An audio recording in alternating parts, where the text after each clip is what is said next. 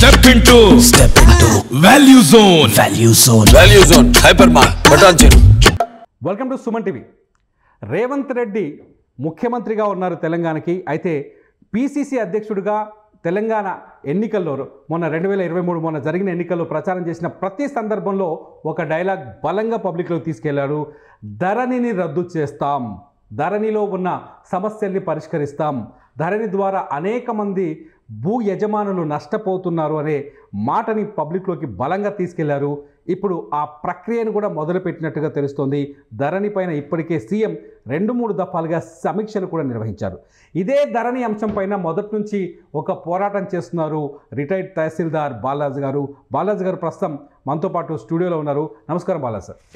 Sir ఏంటి sir ధరణి రద్దు చేస్తామన్నారు, ధరణి వల్ల వచ్చిన సమస్యలు ఏంటి? ఫస్ట్ ఆఫ్ ఆల్ నిర్మోహమాటంగా చెప్పాలంటే Dharani it's a good tool. First certificate ఇవ్వచ్చు మనం.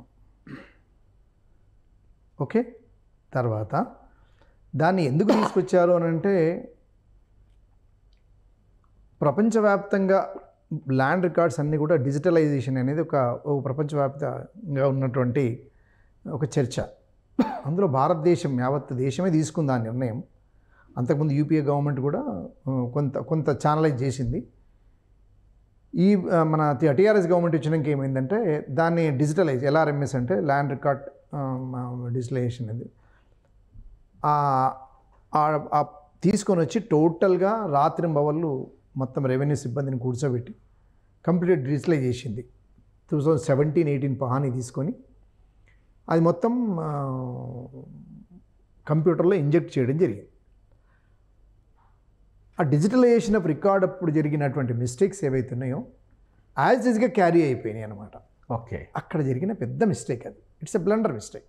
ఓకే, అంటే అక్కడ కలెక్టర్స్ కూడా ఎంత ఆవేశంగా వెళ్ళిపోయారంటే ఎవరు తొందరగా కంప్లీట్ చేస్తే ఎవరికి పేరు వస్తుందనే దాని మీద కూడా పరిగెత్తుకుంటూ పోయారు కలెక్టర్స్. నిజాలు నిర్ధారణ చేసుకోలేదు.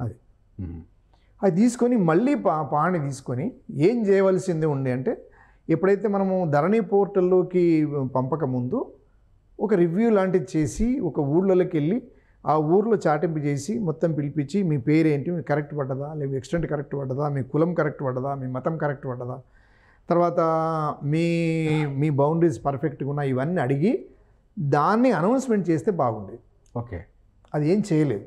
ఓకే, అది తీసుకొచ్చి అందులో పెట్టిండు యాజ్ ఇట్ ఈజ్గా ఇది ధరణి పోర్టల్ అని చెప్పిండు. ఆ పని అయిపోయిన తెల్లారి రెవెన్యూ సిబ్బందిని బదలాం చేసిండు. ఏది మన విఆర్ఓలు ధర్మగంట అని చెప్పి ఒక అనామకం తీసుకొని వచ్చి అంత ఫోన్లో మాట్లాడి నా దగ్గర డబ్బులు అడుగుతున్నాడు, అది అడుగుతున్నాడు అని చెప్పి అంత చేసి మొత్తానికి విఆర్ఓ వ్యవస్థను వాళ్ళని అవమానం చేసి నలుగురు ఇన్సల్ట్ చేసి మొత్తం ఇక రకరకాల కంప్లైంట్లు తీసుకొని మొత్తం నమస్తలం కంప్లైంట్ దాన్ని నడిపిండి వాళ్ళని పంపించేసారు. సబ్సిక్వెంట్ విఆర్ఓని కూడా తీసేద్దామని డిసైడ్ అయ్యింది. అదొక వేరే పార్ట్. ఈ ధరణిలో ఏమైందంటే ఒక భూమి ల్యాండ్ అక్విజిషన్ అయితే ఒక 10 ఎకరాలు అక్వైర్ అయితే 3 సర్వే నెంబర్లు కలిపి అందులో ఆ పట్టేదారు పేరు మీద ఉన్న 10 ఎకరాలలో అరెకరం ల్యాండ్ అక్విజిషన్ భూసేకరణ జరిగినా కూడా మిగతా 9 ఎకరాల 10 బావుగుంట దాన్ని నిషేధ జాబితాలకు పంపించేసిండ్రు. ఓకే, ఒక సర్వే నెంబర్లో ఒక ఎకరా ల్యాండ్ అక్విజిషన్లోకి వెళ్ళి అరెకరా కూడా కాదు, గుంట పోయినా కూడా అతిపెద్ద సమస్య. అట్లే సీలింగ్ ల్యాండ్ కూడా. ఓకే, ఒక పట్టేదారుకు ఇప్పుడు నల్గొండ జిల్లాలో చాలామంది ఎక్కువ విస్తీర్ణాలు ఉన్న భూములు యజమానులు ఉన్నారు. ఆయనకు ఉన్న 100 ఎకరాలల్లో మొత్తం సీలింగ్ ఓను, ఆయనకున్న 20 ఎకరాల్లో ఒక సర్వే నెంబర్లో 12 ఎకరాలు ఉంటే అందులో అరెకరాలు ఆయన సరెండర్ చేస్తే మిగతా 11.5 ఎకరాలు దాంట్లో పెట్టేసి నిషేధ జాబితాలో పెట్టేసి. సో రిజిస్ట్రేషన్ ఆగిపోతాయి. అసలు ఆయన ఏం చేయాలో అర్థం కాదు. క్రయ విక్రయాలు కూడా ఛాన్స్ లేదు కదా అది. అయితే దీనికి సంబంధించి చాలా సందర్భాలలో ఇలాంటివి ఇంకా కోకొల్లలు విస్తీర్ణాల విషయం. ఇప్పుడు మీ పేరు తిరుమల రెడ్డి కదా, తిరుమల రెడ్డి దగ్గర Nirmal Reddy son of Narayana Reddy, Yellareddy son of Yellareddy వెళ్తే మల్లారెడ్డి పడ్డది అనుకోండి, మీకు ఎక్కడ కూడా ఎలిజిబిలిటీ లేదు ఇంకా. ఓకే, అది మీరు కరెక్షన్ చేసుకునే ఛాన్స్ కరెక్షన్ చేసి ఉన్నది. కానీ ఆ పవర్స్ అన్నీ ఎంఆర్ఓ దగ్గరికి ఇచ్చే బదులుగా కలెక్టర్కి ఇవ్వడం జరిగింది. ఓకే, పవర్ గతంలో డీసెంట్రలైజ్ అయినది సెంట్రలైజ్ పవర్ చేసేసారు. ఓకే, ఆ సెంట్రలైజ్ పవర్ ఎవరు పోవాలి వాళ్ళ దగ్గరికి? ఊళ్ళలో ఎంఆర్ఓ పోవడం కష్టం. ఊళ్ళల్లో ఎంఆర్ఓ దగ్గరికి పోతేనే చెప్పులు విడిచిపెట్టి లోపలికి పోతారు. ఓ మీరు ఎప్పుడన్నా రూరల్ మండలానికి కొనరి అవును చెప్పులు విడిచిపెట్టి మండలానికి వస్తారు. అటువంటిది కలెక్టర్ దగ్గరికి పోయి నా సమస్య ఇదని చెప్తారా? కష్టం. అంటే సమస్య అపాయింట్మెంట్ ఇవ్వాలి కదా కలెక్టర్. సమస్య ఉంది అని అంటే దానికి మేమే తప్పు చేసినాం, మేమే తప్పు రికార్డు ఇచ్చినాం, మేమే తప్పుడు పాస్బుక్ ఇచ్చినాం, మళ్ళా మేము చేసిన తప్పుకే మాకు చెప్పుకోవడానికి 1,100 రూపాయలు వసూలు చేసినాం. ఓ ఎల్లారెడ్డి బదులు మల్లారెడ్డి పడ్డా సార్, నాకు కొంచెం కష్టమవుతుంది బ్యాంకులలో, తర్వాత కేవైసీ దగ్గర ఇంకొక చోట్ల మా ఫాదర్ పేరు రాంగ్ పడ్డది, నేను మొదలేమో ఎల్లారెడ్డి అని రాయించిన ధరని ఇంట్లోనేమో ఇది పడ్డది అని అంటే దానికి అప్లికేషన్ ఇవ్వాలి మీరు. ఏడా మీ సేవలో, మీ సేవ అయినా ఎంఆర్ఓకి పంపిస్తాడు, ఎంఆర్ఓ కలెక్టర్కి పంపిస్తాడు, కలెక్టర్ మళ్ళీ ఎంఆర్ఓకి పంపిస్తాడు, ఎంఆర్ఓ ఆర్ఐకి ఇస్తాడు, ఆర్ఐ ఎంక్వైరీ చేస్తాడు, మళ్ళీ ఆర్ఐ ఎంఆర్ఓకి ఇస్తాడు, ఎంఆర్ఓ కలెక్టర్ దగ్గరికి పోతుంది, మళ్ళీ కలెక్టర్ గారు బొటనవేలు వత్తాలి. అప్పుడు కన్నా కరెక్షన్ జరగదు. డిస్టిక్ అయిన సుప్రీం బాస్, డిస్టిక్ మ్యాజిస్ట్రేట్ అయిన అవును, ఆయన డిజిటల్ సిగ్నేచర్ చేస్తే థంబ్ ఇంప్రెషన్ పెడితే అప్పుడు అప్రూవ్ అయితే మళ్ళీ ఎంఆర్ఓకి వస్తే అప్పుడు ఆయన పేరు కరెక్షన్ అవుతుందో కాదో దేవునికే తెలియదు. అక్కడ దెబ్బతినది అన్నట్టు. Dharani is a good tool, but ఇక్కడ ఇబ్బంది అయింది. ఓకే, నిజంగానే తిరుమల రెడ్డి సన్ ఆఫ్ మల్లారెడ్డి బదులు ఎల్లారెడ్డి కరెక్షన్ అయింది, గ్రౌండ్ లెవెల్ ఎంక్వైరీ అయింది, మళ్ళీ ఇక్కడ నుంచి కరెక్షన్ అయింది, మీ పాస్బుక్ కరెక్టెడ్ కాపీ మీకు వచ్చింది అని అంటే ఇట్స్ ఎ గుడ్ టూల్. అక్కడ ఫెయిల్ అవుతుంది టూల్ అనేది. ఇప్పుడు ధరణికి బదులు ఇప్పుడు రేవంత్ గవర్నమెంట్ ఒక కొత్త ప్రయత్నం ఏదో మొదలుపెట్టిందని, ఇది భూమాత అని చెప్పేసి ఒక సైట్ తీసుకురావాలనుకో, ఇవన్నీ అందులో చర్చకు వచ్చే అవకాశం ఉందా? ఈ సమస్యలన్నీ పరిష్కారం చేసే దిశగా ఛాన్సెస్ చేయకుంటే కుదరదండి. పేరు ఏదైనా టైటిల్ ఏదైనా కానీ పబ్లిక్లో కానీ బీఆర్ఎస్ నుంచి ఉన్న వాళ్ళు, గత ప్రభుత్వానికి అనుకూలంగా ఉన్న వాళ్ళు కానీ ఒకటే అంటున్నారు, ఏమి లేదు పేరు మారుస్తారు, గదే కథ. పేరు మార్చండి, ఆయన ఇష్టం, అది it's a government, it's divine power with the government of Telangana. ఆయన ధరణి పెట్టిండి, నేను భూమాత పెట్టుకోవచ్చు, ఏం లేదు. ఇది రైతులు బాగా కన్ఫ్యూజ్ చేసినట్టు కదా. కన్ఫ్యూజన్ ఏమి అంటే అది చెప్తారు, ఒక పర్మనెంట్ వ్యవస్థ కదా sir. So Dharani is not permanent వ్యవస్థ. ఆయన ఆ పేరు పెట్టుకోండు, ఆల్ ఇండియాలో తీసుకున్న నిర్ణయం ప్రకారంగా ధరణి డిజిటలైజేషన్ ఆఫ్ రికార్డ్ అనేది మన ఆంధ్రప్రదేశ్లో అయింది, ఇక్కడ కూడా అయింది. దానికి ధరణి అని పేరు పెట్టుకుంటే, ఆయన ధరణి అంటే భూమే, ధరణి ఈజ్ నథింగ్ బట్ మనం ఇక్కడ కూర్చుని అది కూడా వీళ్ళు భూమాత అని పెట్టుకుంటున్నారు గౌరవప్రదంగా, ఇంకా బాగుంటుందని పెట్టుకుంటున్నారు. అంటే గవర్నమెంట్ మారినప్పుడలో పేరు చేంజ్ చేయడం, ఏం చేయలేము, దాని రూల్స్ మార్చడం, ఈ రికార్డ్స్లో ఉన్న వివరాలన్నీ మార్చడం, ఇది భూ యజమానుల్ని కన్ఫ్యూజ్ చేసి రైతుల్ని డిమోరలైజ్ చేయడం కదా. కరెక్ట్.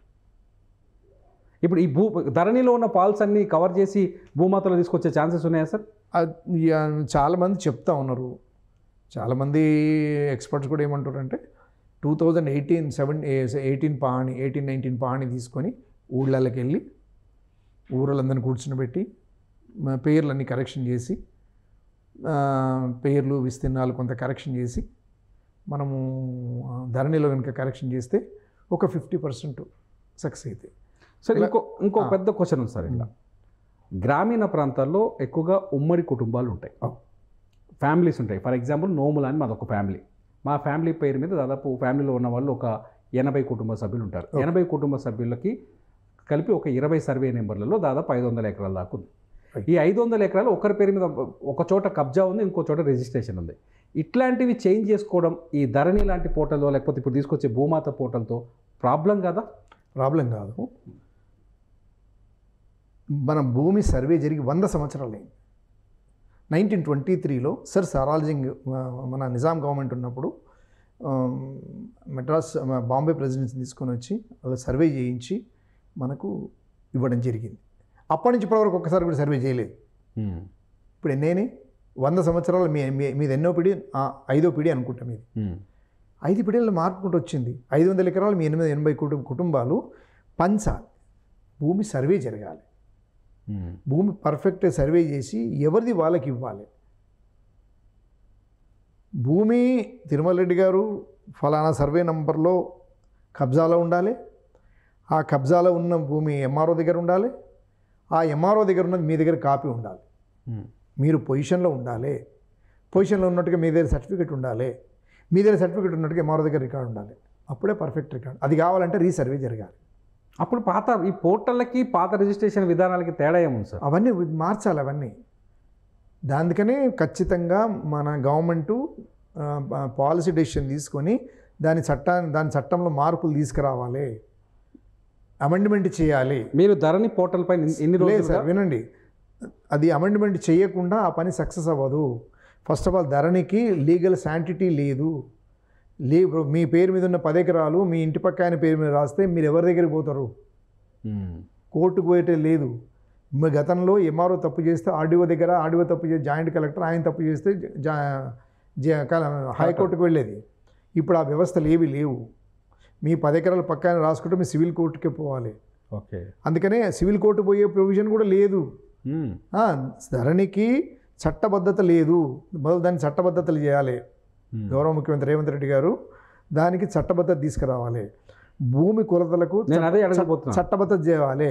ఈ 2 చట్టబద్ధత చేసిన తర్వాత ఫర్దర్ యాక్టివిటీ చేస్తే 10 కాలాల పాటు ఉంటాడు. అదే అంటే భూమాత సైట్లో వచ్చే భూమాత పోర్టల్ ఏమేమి తీసుకురావాల్సిన అవసరం ఉంది? నేను అడగాలనుకుంటుంది కూడా అదే క్వశ్చన్. అదే సార్, మొదలు సర్వే చేయకుండా ఏం పని కాదు సార్. ఓకే, దానికి మళ్ళీ చట్టబద్ధత తీసుకురావాలి. ఓకే, చట్టబద్ధత చేయాలి సార్ తప్పకుండా. కొలతకు చట్టబద్ధత కావాలి. ఈ 2 అమెండ్మెంట్ చేయాలి. ఇంకో అమెండ్మెంట్ ఏం చేయాలంటే కౌలు రైతులకు కూడా అమెండ్మెంట్ చేయాలి.